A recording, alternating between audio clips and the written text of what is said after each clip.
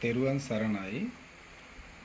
ධම්මා YouTube නාලිකාව ආරම්භ කරන්නට කල්පනා කළේ මේ විද්‍යුත් අවකාශයේ ඕනෑතරම් YouTube නාලිකා ආරම්භ වෙලා තියෙනවා. අපේ අදහස මේ YouTube නාලිකාව ධම්මා කියන අරුත සමාජගත කරන එකයි.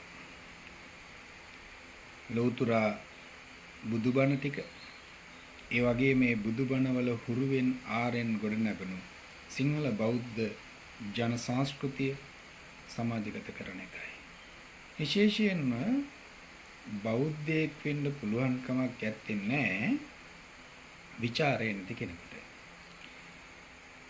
සාරාංශක කල්පලක්ෂයක් පාරමී දම් පූර්ණේ කරපු ලෞතර බුදුරජාණන් වහන්සේ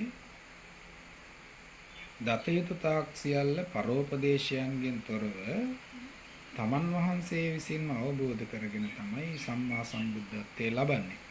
පාරමී දම් පූර්ණේ කරන්නේ මහබෝසතුන් හැටියටනේ.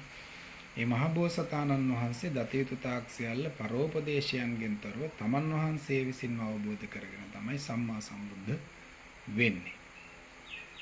ඒ සම්මා සම්බුද්ධත්වයේ ලැබපු තථාගතයන් වහන්සේ අපිට දේශනා කරන්නේ නැහැ උන්වහන්සේගේ වචන ඒ හැටියටම පිළිගන්න කියලා. ਵਿਚාරයට ලක් කරන්න කියලා තමයි තථාගතයන් වහන්සේ දේශනා කරන්නේ.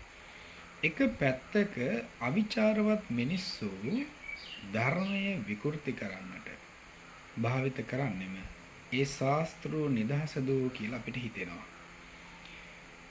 යටි අරමුණු සහිත පිරිස් එකතු වෙලා අපේ මිනිස්සුන්ගේ දලුලා වැඩුණු ਵਿਚාරය මරලා ඉවරයි. එනිසා අද අපිට ඉන්නේ ਵਿਚාරයෙන් පිරුණු සිංහලෙක් නෙවෙයි. අද අපිට ඉන්නේ අවිචාරවත් මිනිසෙක්.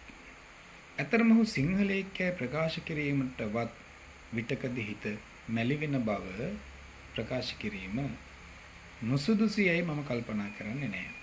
මක්නිසාද සිංහලයා ਵਿਚාරයෙන්ම හෙබි කෙනෙක්.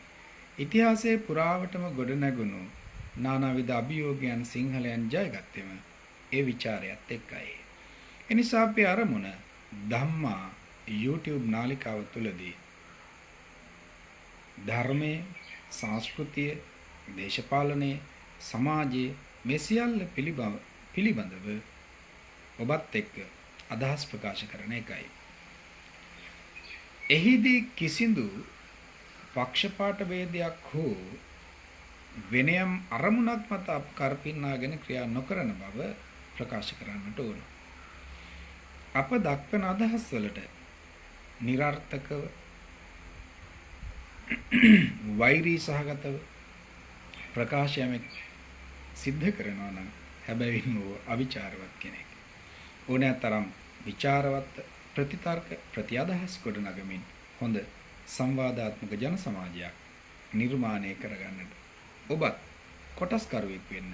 ඒ සඳහා මේ අප ආරම්භ කරන ධම්මා YouTube නාලිකාව එක්ක සක්‍රියව කටයුතු කරන්න.